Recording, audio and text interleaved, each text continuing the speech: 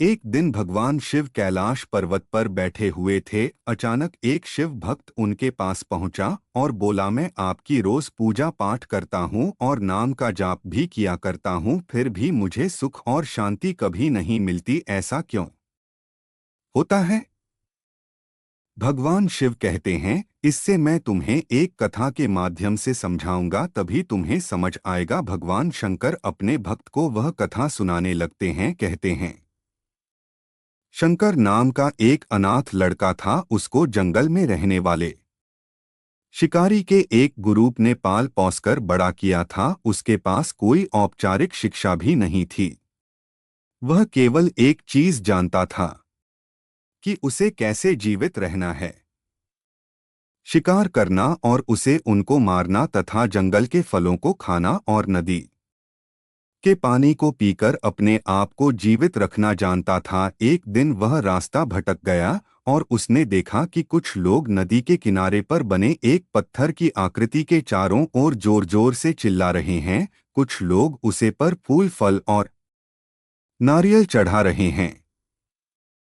शायद उसने सोचा यह कोई मकान होगा जिसमें लोग रहते होंगे, और यह एक प्राचीन मंदिर था। लेकिन शंकर ने इसे पहले कभी नहीं देखा था, पर इसके बारे में जानने के लिए काफी उत्सुक था। उसने तब तक इंतजार किया जब तक कि लगभग सभी लोग मंदिर से नहीं चले गए। अंत में उसने एक युवा लड़के को पत्थर की इमारत से बाहर आते देखा और उसने बात करने का फैसला किया। और शंकर ने उसे अपने मन में आई कई सवाल पूछे। उसका पहला प्रश्न था, इस इमारत को क्या कहा जाता है? लोग अपने साथ क्या लाते हैं? फिर उन चीजों को अंदर वाली इमारत में क्यों छोड़कर वापस आ जाते हैं? चीजों को अपने साथ लाना और उन्हें अंदर छोड़कर वापस चले जाना। पर वह लड़का शंकर की अज्ञानता, वह मासूमियत पर बहुत ही हैरान था और उसके सवालों से अचंभित था। पर वह नहीं जानता था कि वह पास के जंगल में रहता है और शिकार करके ही अपना जीवन यापन करता है। लेकिन फिर भी उसने उसके सवालों के जवाब देने की पूरी कोशिश की। उसने शंकर को बताया, यह भगवान शिव का मंदिर है। लोग यहाँ उन्हें फल और फूल चढ़ाने आते हैं। वह शिव भगवान से जो चाहते हैं वह मांगते हैं और शिव उनकी सभी मनोकामना को पूरा करते हैं और उनकी प्रार्थना को सुनते हैं। यह सुनकर शंकर तुरंत मंदिर जाना चाहता था।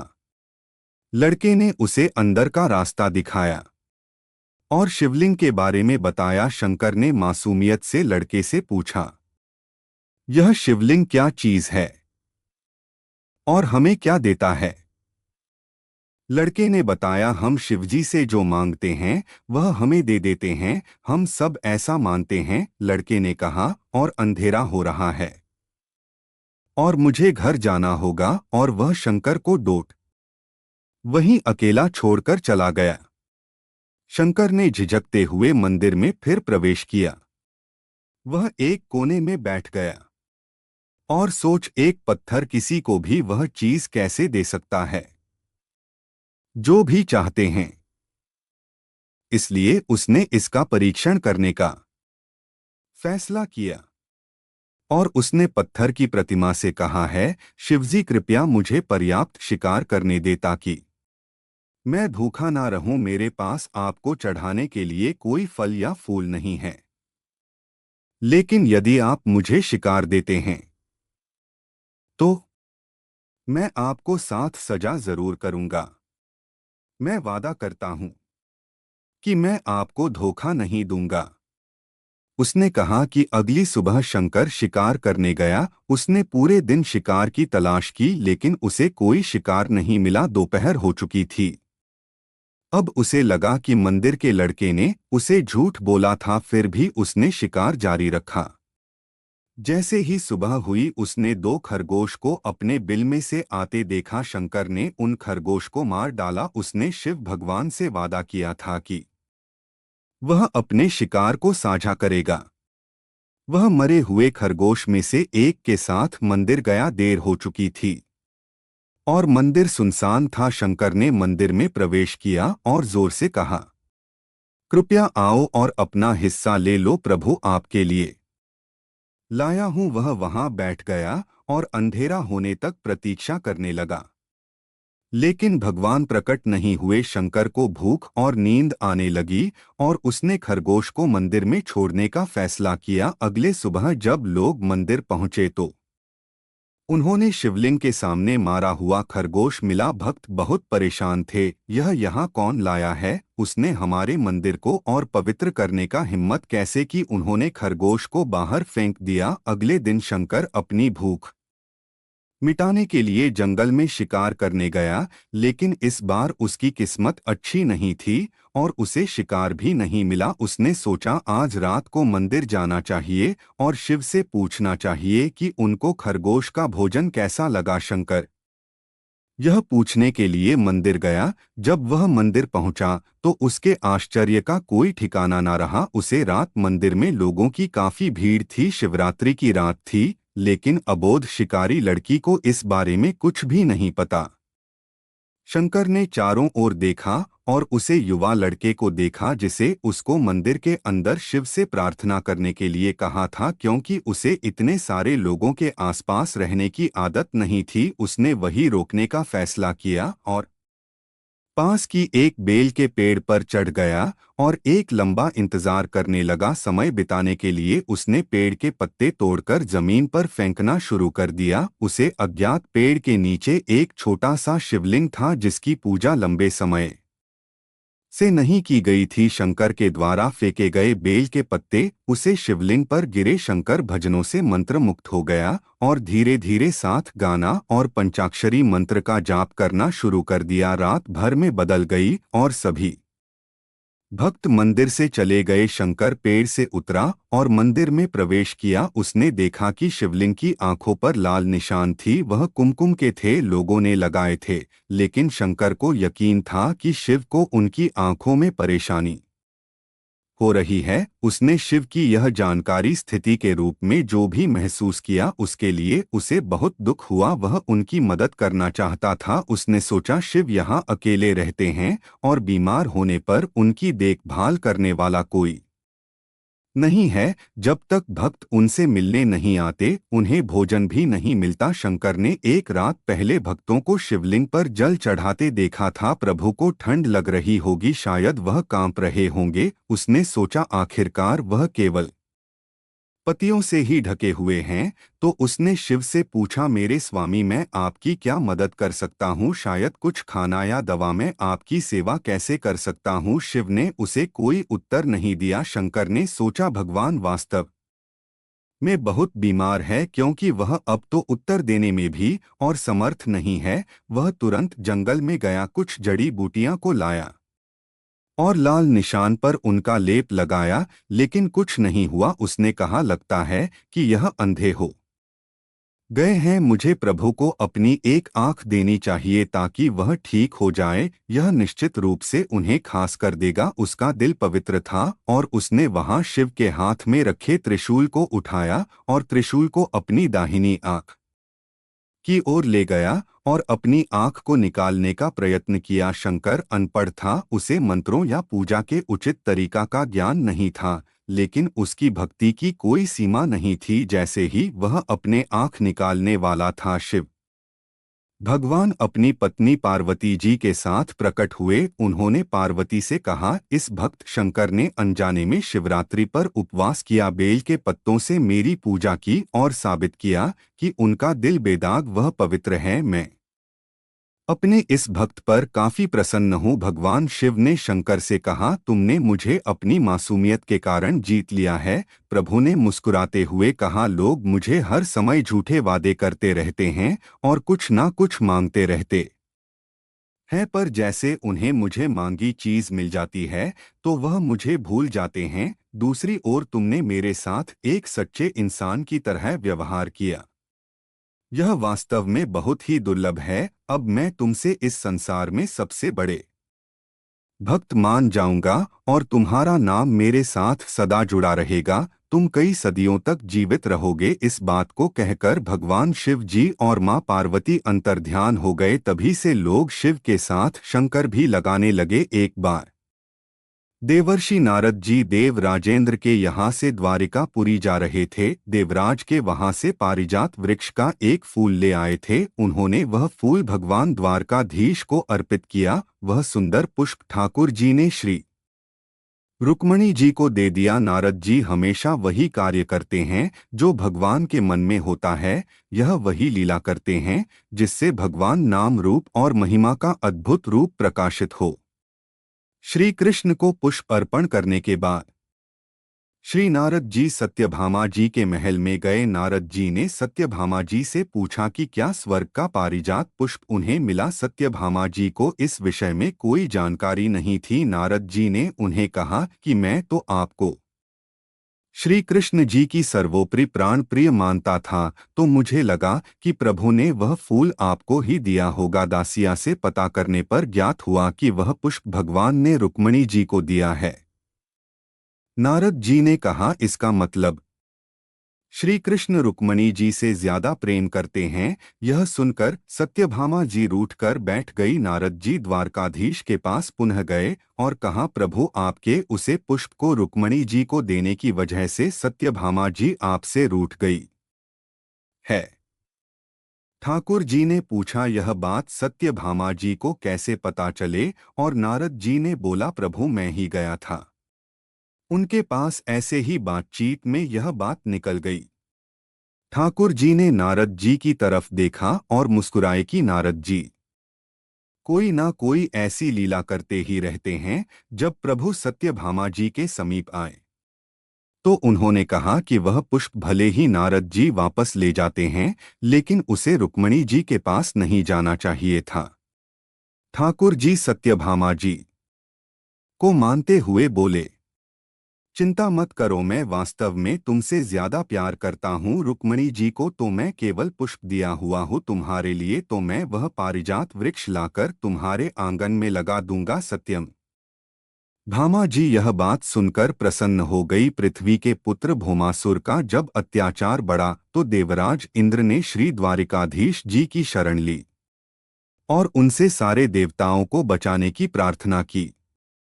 सत्यभामा जी साक्षात पृथ्वी देवी का रूप है। भौमासुर नरकासुर पृथ्वी देवी का पुत्र है। पृथ्वी देवी ने भगवान से वरदान मांगा था कि मेरे पुत्र को मेरे कहे बिना आप कभी नहीं मारेंगे। इसलिए सत्यभामा जी की आज्ञा के बिना भौमासुर का वध नहीं किया जा सकता था। इसी वरदान की वजह से भौमासुर अत्याचारी बन गया था और कोई देवता उसे मार नहीं पा रहा था। जब श्री कृष्णा भौमासुर से लड़ने के लिए निकले तो उन्होंने सत्यभामा जी को बताया कि भौमासुर का आतंक बहुत बढ़ गया है, इसलिए आप ही मेरे साथ चले। भौमासुर श्री कृष्ण जी प्रेम में पड़ी हुई सत्यभामा जी यह भूल गई। भौमासुर पृथ्वी के अंश से ही प्रकट हुआ था। उन्होंने श्री कृष्ण से अनुरोध किया है, नाथ उसे शीघ्र मार दें। प्रभु सत्यभामा जी का वरदान पूरा करने के लिए ही रुके हुए थे और उनके कहते हैं, प्रभु ने भौमासुर को मार गिराया। भौमासुर को करने पर देवलोक में इंद्र ने देवताओं सहित भगवान की बड़ी स्तुति पूजा की। प्रभु ने इंद्र को पारिजात वृक्ष देने के लिए कहा, क्योंकि सत्यभामा की उसे अपने आंगन में लगाना चाहती थी। इस पर इंद्राणी ने पारिजात वृक्ष देने के लिए मना करते हुए कहा कि यह वृक्ष मृत्यु लोक के योग्य नहीं है। देवराज ने इंद्राणी को याद दिलाया कि वे सर्वसमर्थ प्रभु है, जिन्होंने अभी भामासुर को मार गिराया है, जिस पर देवताओं का कोई प्रभाव नहीं पड़ रहा था, लेकिन इंद्राणी कर रही थी। कुछ देवता भी उनके पक्ष में जाकर भगवान का विरोध करने लगे। वह भगवान से युद्ध करने के लिए भी तैयार हो गए और उन्होंने प्रभु को कुछ कठोर शब्द भी कहे। उनका कहना था कि मृत्यु लोक में देवलोक का वह वृक्ष नहीं जाएगा। प्रभु ने कहा कि मेरी द्वारा का पूरी मृत्यु लोग नजर आती है। अभी तक तो आप सब भौमासुर के डर से पीड़ित थे। अगर भौमासुर का वध ना होता तो तुम्हारे हाथ में स्वर्ग भी नहीं रहता और तुम मांगने पर एक वृक्ष भी नहीं दे रहे हो। श्री कृष्ण ने गुरु न जी को पारिजात वृक्ष को उखाड़ने को कहा था। गरुड़ जी ने वृक्ष को अपनी चोंच से आसानी से उखाड़ और अपनी पीठ पर रख लिया। भगवान ने गरुड़ जी को उन अहंकार ग्रस्त देवताओं को थोड़ी लीला दिखाने का इशारा किया। गरुड़ जी ने केवल एक पंख से प्रहार किया तो सहस्त्र देवता मूर्छित होकर गिर गए। इंद्र ने प्रभु को प्रणाम करते हुए कहा, हम लोगों से जो गलती हुई उसके लिए हमें क्षमा करें हैं। ठाकुर जी, सत्यभामा और पारिजात वृक्ष सब गरुड़ जी पर विराजमान होकर वापस आए। पारिजात वृक्ष को सत्यभामा जी के महल में लगाया गया। अब सत्यभामा जी बहुत प्रसन्न थी। कुछ समय बाद नारद जी सत्यभामा जी के महल में पहुंचे। सत्यभामा जी ने नारद जी से कहा, आपकी कृपा से श्री कृष्ण जी मुझे बहुत प्यार करते हैं। रुक्मणी जी को तो प्रभु ने पारिजात वृक्ष का केवल एक फूल दिया था और देखो यह वृक्ष हमारे आंगन में है। नारद जी ने देखा कि सत्यभामा जी को अपने महल के वैभव का अहंकार हो गया था। सत्यभामा जी के पिता को सूर्य भगवान से सामान तक मणि मिली थी। वह हमारी 8 भाग सोना रोज पैदा करती थी और पारिजात वृक्ष भी उनके पास आ गया था। भगवान को अच्छी नहीं लगती है गर्भ नहीं, घमंड नहीं। नारद जी ने सत्यभामा जी से कहा कि श्री कृष्णा तो आपसे बहुत प्यार करते हैं। सत्यभामा जी ने कहा, आपकी कृपा है नारद जी, क्या आप मुझे कोई ऐसा उपाय बता सकते हैं कि श्री कृष्णा सबसे ज्यादा मुझे ही यार करें और मुझे एक पल के लिए भी कभी दूर न जाए। नारद जी ने कहा, अगर किसी भी प्रिय वस्तु को दान कर दिया जाए तो वह बहुत काल के लिए प्राप्त हो जाती है। ठाकुर जी के प्रेम में पड़ी हुई उनकी प्रिय सत्यभामा जी श्री कृष्ण को दान करने के लिए राजी हो गई। ब्राह्मण को बुलाया गया और सत्यभामा जी से संकल्प कराया गया कि वह श्री कृष्ण को दान नारद जी को करते हैं। जब भगवान श्री कृष्ण आए तो नारद जी ने उन्हें अपने अपने साथ चलने को कहा। प्रभु ने पूछा, क्यों नारद जी? उन्होंने बताया कि सत्यभामा जी ने आपको मुझे दान में दे दिया है।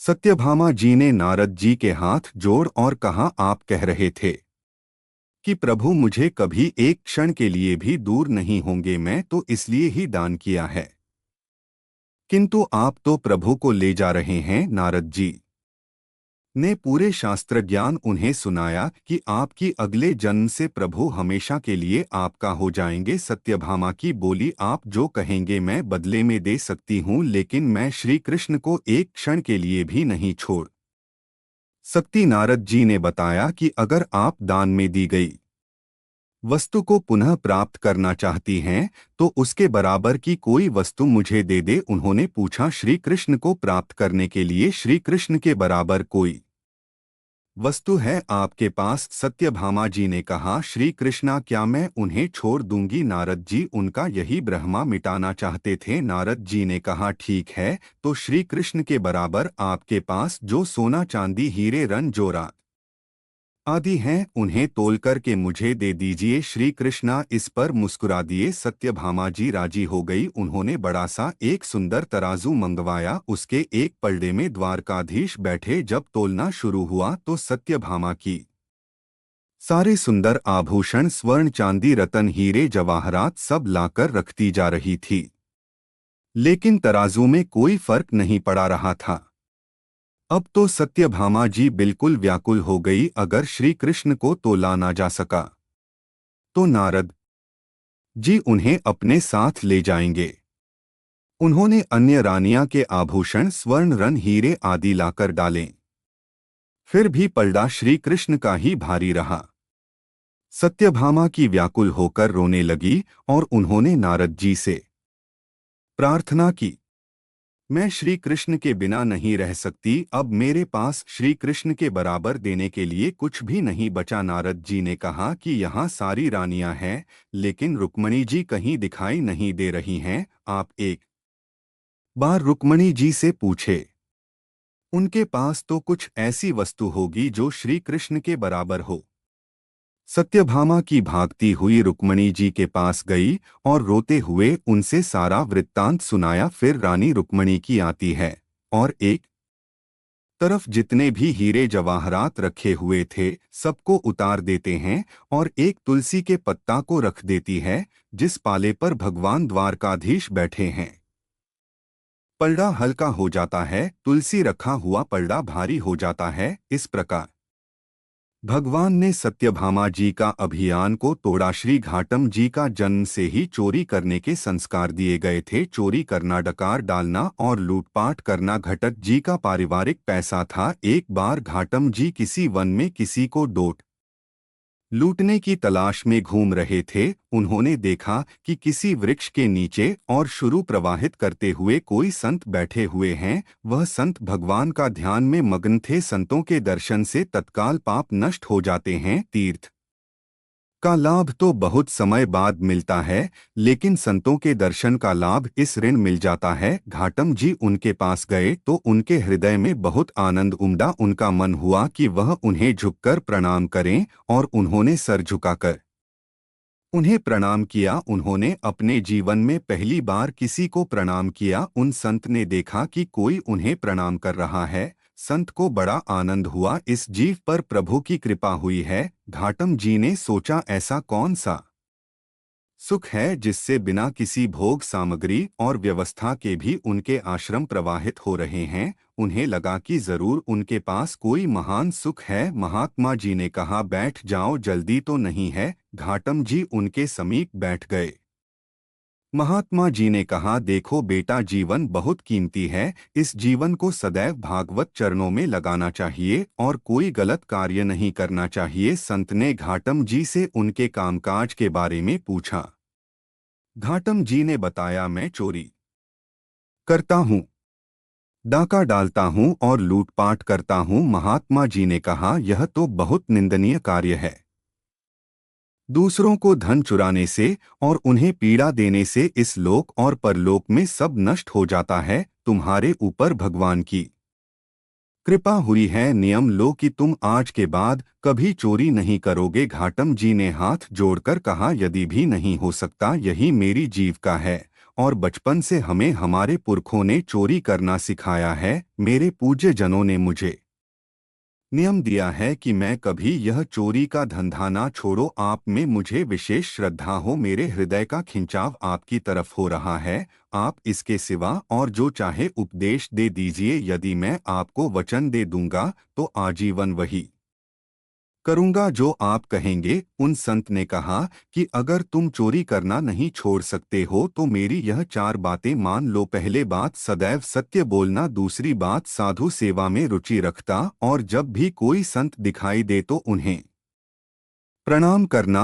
और उनसे आदर और नम्रता से बात करना। कभी तुम्हारे घर संत आ जाएं, तूने भूखा मत जाने देना। उनको जल पिलाना, भोजन खिलाना और उनकी सेवा करना। तीसरी बात, आज के बाद बिना प्रभु को अर्पण किए हुए ना जल पीना, नहीं आज खाना। और चौथी बात कही, अगर भगवान की आरती हो रही हो तो बिना दर्शन किए वहां से मत जाना। घाटम जी ने संत जी को प्रणाम किया और जीवन भर उन 4 बातों को पालन करने का वचन दिया। संत सेवा का चमत्कार, घाटम की लूटपाट आदि करके धन लाती, उसे धन से साधु सेवा करते और फिर जो बचत उसमें अपने परिवार को खिलाने। एक दिन संतों की एक मंडली उनके घर पर आई तो उन्होंने तत्काल उठकर संतों को दंडवत प्रणाम किया और सभी को बैठने के लिए सुंदर आसन दिए। उन्होंने देखा कि घर में कुछ खाने के लिए नहीं है तो उन्होंने बाजार जाकर दुकानदारों से उधार मांगने की चेष्टा की, लेकिन दुकानदारों ने उन्हें मना कर दिया। उसे समय गेहूं की फसल की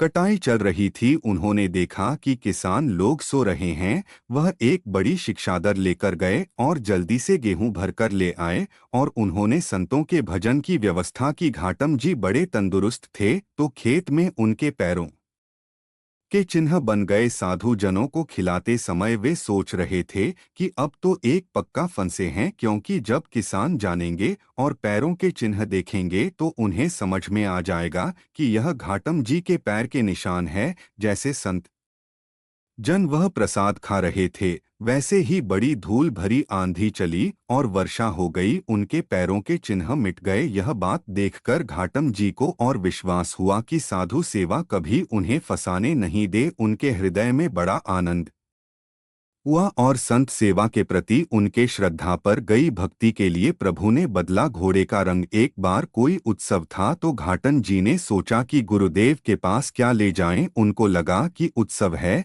तो गुरुदेव के पास कुछ सेवा पहुंचना चाहिए। उनके पास एक पैसा भी नहीं था। उन्होंने निश्चय किया रात्रि में चोरी करते हैं और जो भी मिलेगा उसे सुबह गुरुदेव की सेवा में दे देंगे। घाटम जी एक फौजी सिपाही का बेस बनाया और एक राजा का अस्तबल में घुस गए। रात में पहरेदार ने आवाज दी, कौन है? गुरु की सत्य बोलने की आज्ञा मानते हुए घाटम जी बोला कि मैं एक चोर हूँ। पहरेदार ने सोचा अगर कर होगा तो यह थोड़ी बोलेगा कि चोर हूँ। पहरेदार को लगा कि यह कोई राजा का खास आदमी है, तभी यह विनोद में निर्भय होकर कह रहा है कि चोर है। सिपाही के बेस में घाटम जी ने राजा के घोड़े में से एक बढ़िया घोड़ा लिया और उसे पर सवार होकर निकले। उनकी वेशभूषा देखकर पहरेदार ने फिर पुनः उनको नहीं रोक। वहां से निकलकर उन्होंने सोचा कि घोड़े को कहीं बेचकर रास्ते में प्रातःकाल ठाकुर जी की मंगला आरती हो रही थी। उन्होंने सोचा कि गुरु जी की आज्ञा है कि आरती में हो रही हूँ तो जरूर दर्शन करना चाहिए। उन्होंने घोड़े को बंध दिया और आरती के दर्शन करने के लिए चले गए। जब पहरेदार ने सोचा कि राजा का कोई आदमी होता तो सबको सूचना होती, तब उन्हें समझ आया कि वास्तव में वह कर ही था। राज सैनिकों ने पीछा किया और वहां आए जहां पेड़ से घोड़ा बांधकर घाटम की आरती का दर्शन करने गए थे। सिपाही ने देखा कि घोड़ा वही था पर उसका रंग बदल गया था। काले रंग का घोड़ा और सफेद रंग का हो गया था। सिपाही वहां खड़े हो गए कि घोड़ा तो यही है, पर यह तो कल था, यह सफेद कैसे हो गया? इतने में आरती के दर्शन करके घाटम जी मंदिर के बाहर आई। सिपाहियों ने पूछा कि यह घोड़ा वही है ना जो तुम रात्रि में चुरा कर लाए थे? सत्य बोलना। घाटम जी बोले, हाँ मैं वही कर हूँ जो घोड़ा चुरा कर ले गया था। सिपाहियों ने पूछा कि यह घोड़ा तो काला है, यह सफेद कैसे हो गया? घाटम जी बोले कि यह तो ठाकुर जी जान, मेरे गुरुजी ने कहा था कि आरती हो रही हो तो प्रभु के दर्शन करना, तो मैं दर्शन करने गया था, इतने में घोड़ा सफेद हो गया है। यह मेरे गुरु जी का ही कोई चमत्कार होगा। यह बात सुनकर सभी सिपाही आश्चर्यचकित हो गए। गुरु कृपा चोरी करने पर भी मिला सम्मान और संपत्ति। सिपाहियों ने घाटम जी और घोड़े को साथ लिया और राजा के पास जाकर सारी बात बताइए। घाटम जी की सत्यता और गुरु वचनों पर दृढ़ निष्ठा देखकर राजा बहुत प्रभावित हुआ। राजा ने कहा कि तुम चोर हो और सत्य बोलते हो, पर संत आज्ञा का पालन करते हुए इसलिए घोड़े का रंग बदल गया। राजा ने कहा कि जो प्रभु अपने जन्म के लिए ऐसा कर सकते हैं, उनकी निश्चित ही हमारे ऊपर कृपा होनी चाहिए, और कृपा तभी होगी जब हम आपका सम्मान करेंगे। राजा ने बहुत सारी संपत्ति घाटम जी के नाम से कर दिए। संपत्ति लेकर घाटम जी गुरु चरणों के दर्शन करने के लिए गए। घाटम जी की अपने गुरु पर श्रद्धा और बढ़ गई कि मुझ जैसे चोरी करने वाले को डोट जहां राजा से दंड मिलना चाहिए था वहां सम्मान मिला। वे गए और गुरु जी को भेंट समर्पित की। उत्सव में सम्मिलित हुए। उन्होंने निश्चय करके गुरुदेव से कहा कि गुरु जी, आपने जो पहली बार मुझे चोरी करने से मना किया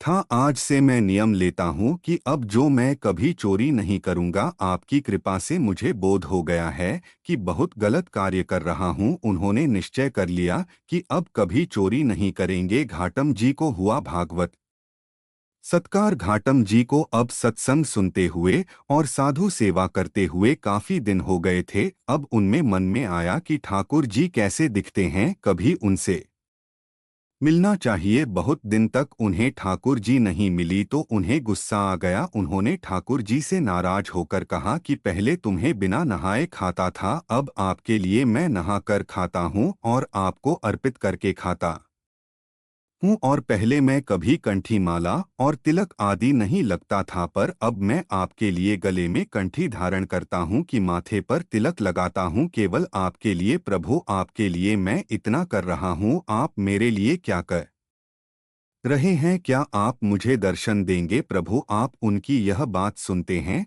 तत्काल प्रकट हो प्रभु संतु जनों की सत्य वचन करने के लिए सदैव तैयार रहते हैं। सत्संग के प्रभाव से घाटम जी का जीवन पूरा पलट गया। पहले वह सोचते थे कि कहाँ जाकर चोरी करनी है, और अब वह सोचते हैं कि कौन से साधु को पधारे और कैसे उनकी सेवा हो। जब वह चोरी करती थी तब सिपाही हथकड़ी लिए उनको बंदी बनाने के लिए ढूंढते थे, और जब संत समागम हुआ तो लोग उनके चरण राज को अपने माथे पर लगाने लगे। घाटम जी ने एक संत की शरण ली और उनके वचनों का पालन किया तो वह प्रभु के दर्शन पाकर परम भागवत बन गए। कैसा भी दुष्ट हो, यदि उसे पर संत कृपा हो जाए तो उसके लिए भगवत दर्शन और भगवत भक्ति दुर्लभ नहीं रहती। इसलिए सत्संग सर्वोपरि है। संत समागम से दुष्ट भी महात्मा बन जाता है।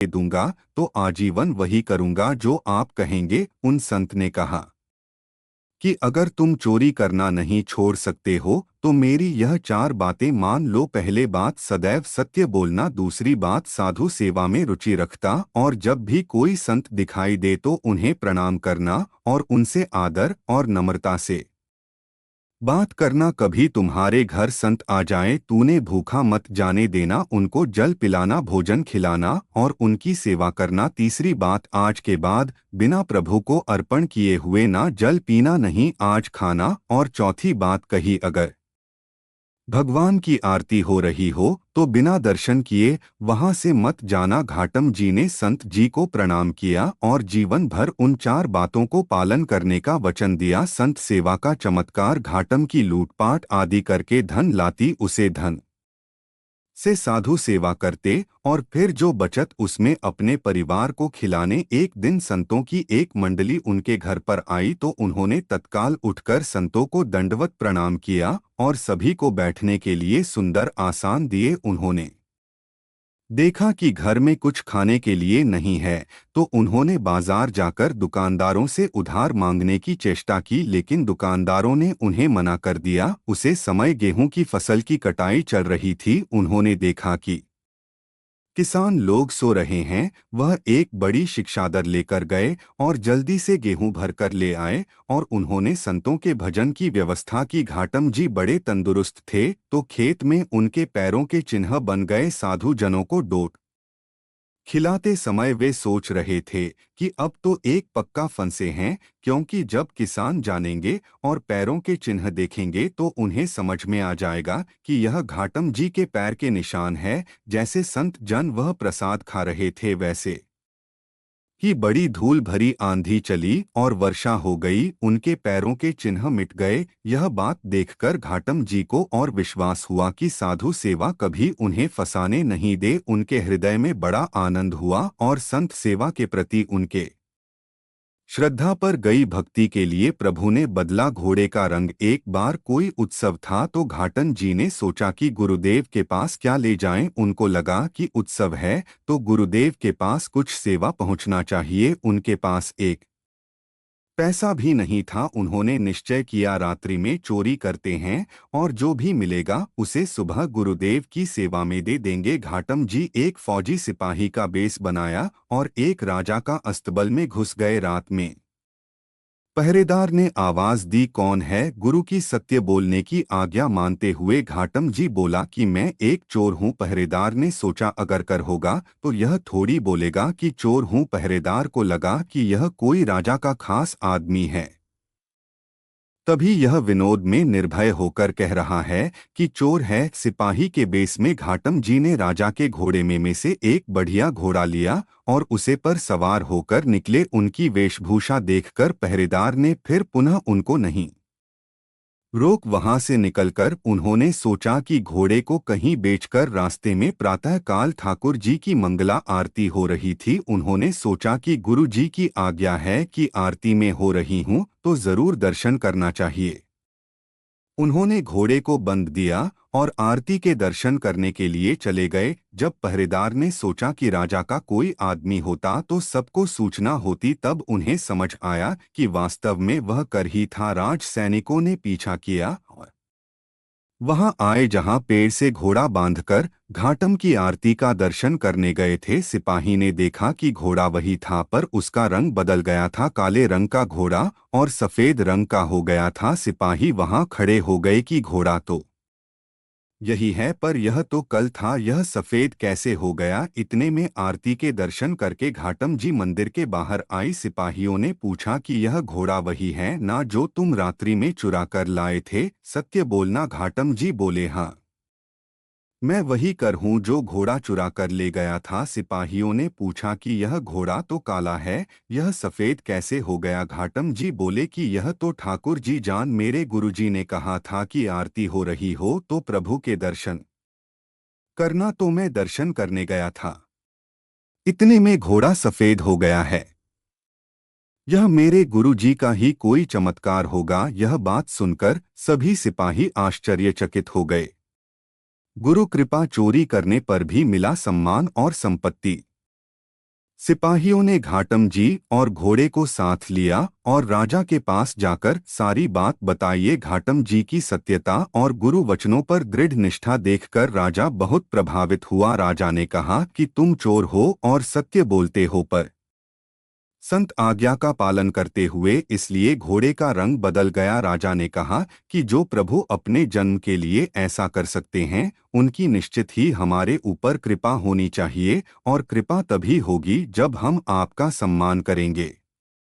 राजा ने बहुत सारी संपत्ति घाटम जी के नाम से कर दिए। संपत्ति लेकर घाटम जी गुरु चरणों के दर्शन करने के लिए गए। घाटम जी की अपने गुरु पर श्रद्धा और बढ़ गई कि मुझ जैसे चोरी करने वाले को जहां राजा से दंड मिलना चाहिए था, वहां सम्मान मिला। वे गए और गुरुजी को भेंट समर्पित की, उत्सव में सम्मिलित हुए। उन्होंने निश्चय करके गुरुदेव से कहा कि गुरुजी, आपने जो पहली बार मुझे चोरी करने से मना किया था, आज से मैं नियम लेता हूँ कि अब जो मैं कभी चोरी नहीं करूँगा। आपकी कृपा से मुझे बोध हो गया है कि बहुत गलत कार्य कर रहा हूँ। उन्होंने निश्चय कर लिया कि अब कभी चोरी नहीं करेंगे। घाटम जी को हुआ भागवत सत्कार। घाटम जी को डोट अब सत्संग सुनते हुए और साधु सेवा करते हुए काफी दिन हो गए थे। अब उनमें मन में आया कि ठाकुर जी कैसे दिखते हैं, कभी उनसे मिलना चाहिए। बहुत दिन तक उन्हें ठाकुर जी नहीं मिली तो उन्हें गुस्सा आ गया। उन्होंने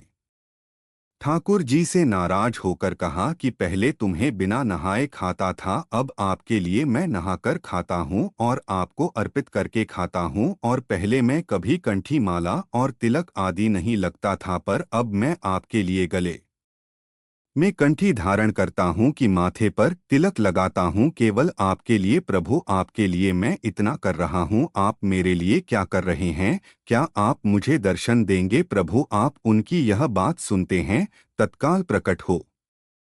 प्रभु संतु जनों की सत्य वचन करने के लिए सदैव तैयार रहते हैं। सत्संग के प्रभाव से घाटम जी का जीवन पूरा पलट गया। पहले वह सोचते थे कि कहाँ जाकर चोरी करनी है, और अब वह सोचते हैं कि कौन से साधु को पधारे और कैसे उनकी सेवा हो। जब वह चोरी करती थी, तब सिपाही हथकड़ी लिए उनको बंदी बनाने के लिए ढूंढते थे, और जब संत समागम हुआ तो लोग उनके चरण राज को अपने माथे पर लगाने लगे। घाटम जी ने एक संत की शरण ली और उनके वचनों का पालन किया तो वह प्रभु के दर्शन पाकर परम भागवत बन गए। कैसा भी दुष्ट हो, यदि उसे पर संत कृपा हो जाए तो उसके लिए भगवत दर्शन और भगवत भक्ति दुर्लभ नहीं रहती। इसलिए सत्संग सर्वोपरि है। संत समागम से कोर दुष्ट भी महात्मा बन जाता है। एक शहर में एक बहुत ही बुजुर्ग महिला रहती थी। वह महिला सभी से मिलकर जलकर रहा करती थी। उसे बुजुर्ग महिला ने अपने पूरे जीवन में भगवान की आराधना और बहुत सारा दान और दक्षिणा कर रखी थी। एक दिन अचानक से उसे बुजुर्ग महिला की तबीयत खराब हो जाने के कारण उसका निधन हो गया। तभी उसे बुजुर्ग महिला के लड़के और उसकी पत्नी ने अपनी मां का अंतिम संस्कार बहुत अच्छे से किया। तभी उसे बुजुर्ग महिला के निधन के बाद धर्मराज ने अपने दोस्तों सेवकों को नीचे भेजो कि जो तुम उसे बुजुर्ग महिला को ले आओ। जैसे ही यमराज के सेवक उसे बुजुर्ग महिला को लेने के लिए आए तो वह बुजुर्ग महिला उनके साथ जाने लगी। थोड़ी दूर चलने के पश्चात रास्ते में एक बहुत ही गहरी नदी मिली, जहां पहुंचकर यमराज की सेवकों ने उसे बुजुर्ग महिला से कहा कि क्या तुमने अपने जीवन में कभी भी गोदान किया हुआ है।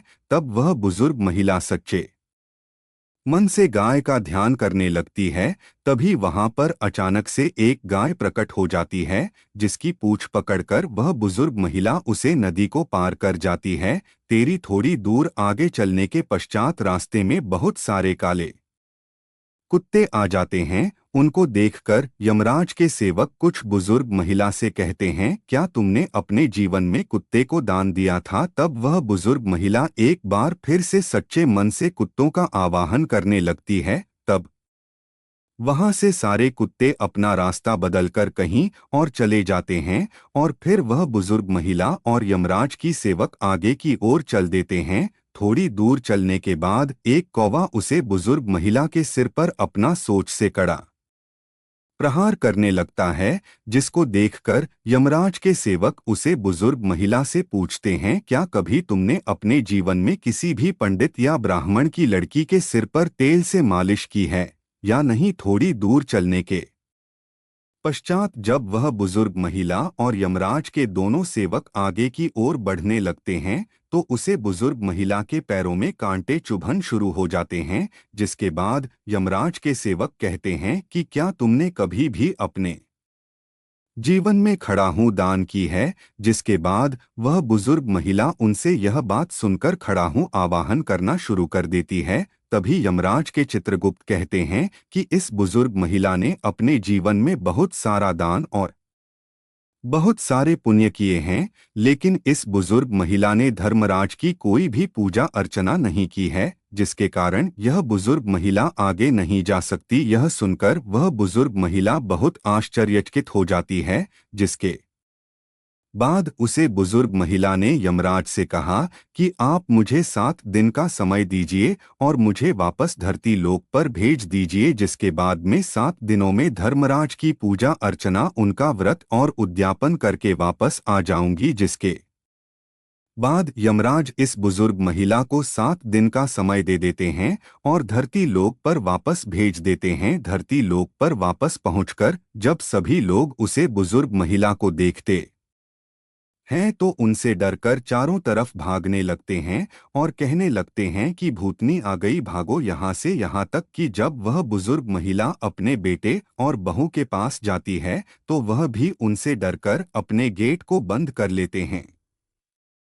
जिसके बाद वह बुजुर्ग महिला अपने बेटे और बहू का और सभी लोगों को बताती है कि मुझे यमराज ने 7 दिन का समय दिया है, क्योंकि मैं धर्मराज का कोई भी व्रत उद्यापन और पूजा नहीं किया है, जिसको न करने की वजह से मैं स्वर्ग लोक में नहीं जा सकती हूँ। अब मैं यहाँ धरती लोक में धर्मराज की पूजा अर्चना, उनका उद्यापन करने आए हैं। यह सुनकर उसे बूढ़ी महिला के लड़के और उसकी पत्नी अपनी माँ की पूजा करने लिए सभी वस्तुएं लाकर दे देते हैं। जिसके बाद वह बुजुर्ग महिला धर्मराज की पूजा करना शुरू कर देती है और उनका उद्यापन करने के बाद जब वह सभी को कहानी सुनना शुरू करती हैं, तो सभी लोग वहां से उठकर भाग जाते हैं। जिसके बाद वह बुजुर्ग महिला अपनी पड़ोस की एक महिला से कहानी सुनाने का आग्रह करती है। वह महिला कहानी सुनाने को तैयार हो जाती है। जिसके बाद वह बुजुर्ग महिला उनको पूरी कहानी सुना देती है। पूजा अर्चना करने के 7 दिन बाद धर्मराज उसे बुजुर्ग महिला से प्रसन्न होकर उसकी स्वर्ग में आने के लिए अपना विमान भेजा था। यहाँ पर तुम लोग कैसे आ गए। केरल प्रदेश में सुधार इस यहाँ चंद्रहास जी ने जन्म लिया और जन्म लेते ही वह कृष्ण नाम उच्चारण करने लगे। चंद्रहास जी के जन्म की खुशी में राज्य में आनंद उत्सव मनाए जाने लगा। शत्रु पक्ष के राजाओं ने मिलकर निश्चय किया कि यह आक्रमण करने के लिए सही अवसर है। केरल प्रदेश में सुदेश के लिए सही अवसर है। सुदेश भी बच के ना जा सके। माँ ने बचाई बालक चंद्रहास की जान, राजमाता ने दी माँ को चंद्रहास जी की जान बचाने को कहा। दी माँ ने विचार किया कि अगर वह उन्हें राजकुमार की तरह ले जाती हैं, तो उन्हें माँ दिया जाएगा। झाड़ू पोछा लगाने वाली सेविका का रूप लिया और कुछ धोने पतलू के नीचे चंद्रहास जी को छुपाकर बाहर निकले। सैनिकों ने ऊपर से देखा तो वह बोली कि राजघराने की कुछ झूठ पत्तल आदि हैं। सैनिकों ने उन्हें जाने दिया। वह चंद्रहास जी को लेकर भाग गई और कुंडलपुर पहुंची। उन्होंने वहां के मंत्री दुष्ट बुद्धि से प्रार्थना की कि मैं सेवाकाल में बड़ी प्रवीण हूं और कृपा करके मुझे कुछ समय के लिए महल सेवा में रख लिया गया। उन्होंने चंद्रहास जी को अपना पुत्र बताया। उनकी परीक्षा दी गई। राजघराने की सेविका होने के कारण वह परम प्रवीण थी। उन्हें सेवा में रख लिया गया। उन्होंने अपना असली परिचय किसी को नहीं बताया।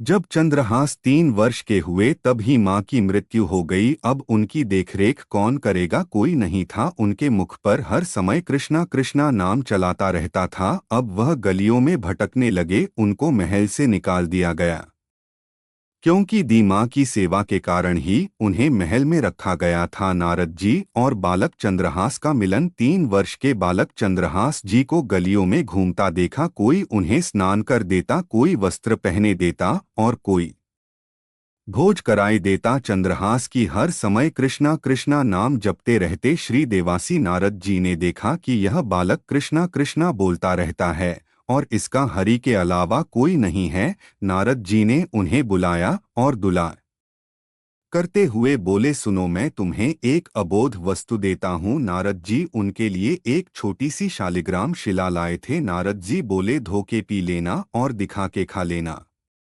यही तुम्हारी सेवा पद्धति। इनको स्नान कर देना और जो तुम्हें मिले इनको अर्पित करके खा लेना। चंद्रहास जी ने सोचा कि शालिग्राम शिला को धोने, स्नान करने और भोग लगाने के लिए तो कोई पात्र बर्तन चाहिए होगा।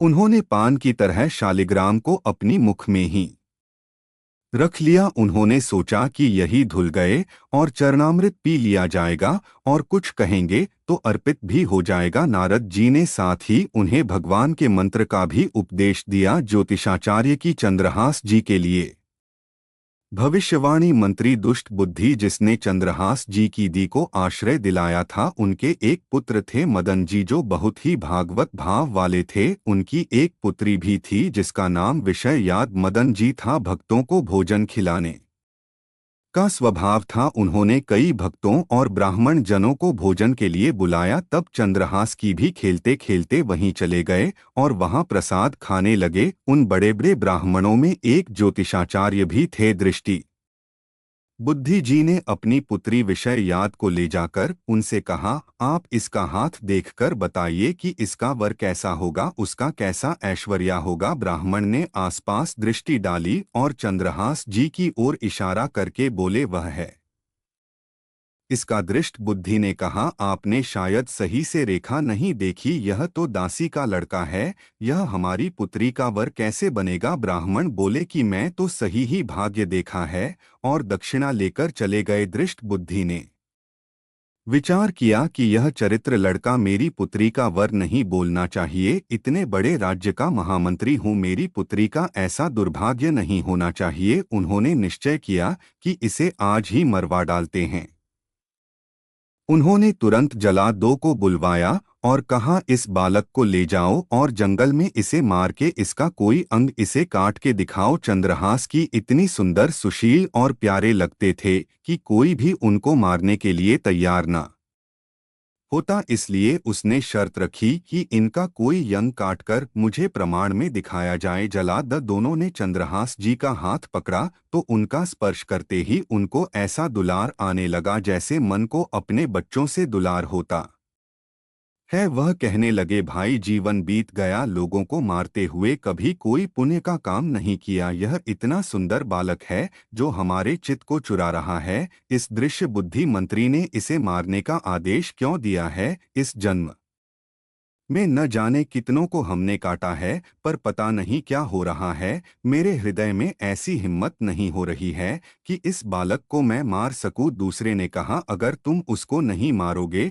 तो तुम मारे जाओगे, कुछ तो करना पड़ेगा। जल्लादों ने चंद्रहास जी को दिया जीवन दान। जल्लाद चंद्रहास जी को एकांत जंगल में ले गए और कहा कि क्या तुम जानते हो कि हम तुम्हें यहाँ किस लिए लाए हैं? चंद्रहास जी की 5 वर्ष की आयु थी। वह बोले, मुझे पता नहीं आप मुझे यहाँ क्यों लाए हैं। उन्होंने उत्तर दिया, हम जल्लाद है, दृष्ट बुद्धि में तुम्हें मारने का हुक्म दिया है, इसलिए हमें तुम्हें मारना तो पड़ेगा ही। तुम्हें कुछ भी पसंद हो तो तुम कहो, हम तुम्हारे लिए ला देंगे जो तुम्हें चाहिए, बोलो। पर हमारी इच्छा ना होते हुए भी हमें तुम्हें मारना पड़ेगा। चंद्रहास जी बोले, मुझे कुछ नहीं चाहिए, बस थोड़ा समय चाहिए, मुझे मृत्यु का भय नहीं है। यदि आप मारना ही चाहते हो तो मेरी नित्या की एक पूजा है, मैं वह कर लूँ, उसके बाद आप मुझे मार देना। उन्होंने कहा, हाँ, हम तुम्हें समय देते हैं, तुम किसी को पुकार भी सकते हो, जो तुम करना चाहो कर सकते हो। चंद्रहास जी ने कहा, मैं तो अनाथ हूँ, श्री कृष्ण के अलावा मेरा कोई नहीं, मैं किसको पुकारूं, मेरा आश्रय तू एकमात्र वही प्रभु है। यह कहते हुए चंद्रहास जी ने अस्त्र बहते हुए शालिग्राम जी को अपने मुख से निकाला और बोले, प्रभु, मुझे तो कोई ज्ञान नहीं कि आपकी सेवा कैसे की जाती है। मैं तो अपने मुख में आपको रखता हूँ और मेरे जीवन का अंत होने जा रहा है। बस मैं यही प्रार्थना करता हूँ, मैं आपको हर समय पर आपका ही स्मरण करूँ, आपसे कभी अलग ना हो पाऊं। इतना कहकर चंद्रहस्त ने जल्लाद दोनों की तरफ देखा और इशारा किया कि अब मुझे मार दो। एक जल्लाद उनका भाव देखकर बैठ गया और दूसरे से बोल, भाई, भले तुम या दृष्टि बुद्धि मुझे मार दो, लेकिन मैं इस बालक को नहीं मार पाऊंगा, मेरी हिम्मत नहीं है। दूसरे जल्लाद ने भी सहमति देते हुए कहा, इस बालक में कुछ विशेषता तो है, इसके पैरों में देखो, बाएं पैर की एक छठी उंगली है, हम इसे काट के ले जाते हैं और इससे प्रमाण भी सत्य हो जाएगा कि इसे मार दिया। उसके बाद कौन ही इस बालों को ढूंढेगा, यूं ही जंगल में से छोड़ देते हैं। जल्लाद दोनों में ऐसा ही किया और जाकर दृष्टि बुद्धि को उंगली दिखा देंगे कि बालक का वध करके आए हैं। जंगल में चंद्रहास जी को जो उंगली काटी गई थी, उस रक्त प्रवाह हो रहा था, हे कृष्ण, हे जगन्नाथ, हे वासुदेव, हे जनार्दन, हे माधव, हे मधुसूदन, ऐसा नाम उच्चारण करते हुए चंद्रहास की मुरक्षित होने लगे। सब पंछी आदि ने आकर चंद्रहास जी को घेर लिया और वह बीच में कृष्ण, गोविंद, दामोदर, माधव, मोहन, मदन, गोपाल ऐसे उच्चारण करते रहे। चंद्रहास जी बने चंदनपुर राज्य के राजकुमार। कुंतलु के ही अधीन एक चंदनपुर नाम के राजनगरी थी। वहां के राजा को पुत्र नहीं हो रहा था। चंदनपुर के राजा कौन तलु को कर दिखाया, वह कर देने कुंतलु जा रहे थे। उन्होंने जब जंगल में बहुत ही मृग और पंछियों को एक जगह को घेरे हुए देखा तो वह रुक गए। उन्होंने जाकर देखा तो एक बालक मूर्छित अवस्था में पड़ा था और उसकी उंगली से रक्त प्रवाह हो रहा था। उन्होंने चंद्रहास जी को गोद में उठाया और आनंदित हो गए कि मेरा दान पूर्ण सफल हुआ, जो मुझे ऐसा सुंदर बना बालक प्राप्त हुआ, वहीं बालक राजा के पुत्र के नाम से विख्यात हुआ और उसे राजकुमारी से शादी हुआ। विधि का विधान निश्चित है, इसको टाला नहीं जा सकता है। भाग्य में जो लिखा है वही होकर रहता है। दोस्तों, कहानी ज्ञानवर्धक थी। इस कहानी से क्या सीख मिलती है, कृपया कमेंट करके अवश्य बताएं। जय श्री कृष्णा, राधे राधे, धन्यवाद। मिलते हैं फिर अगले वीडियो में।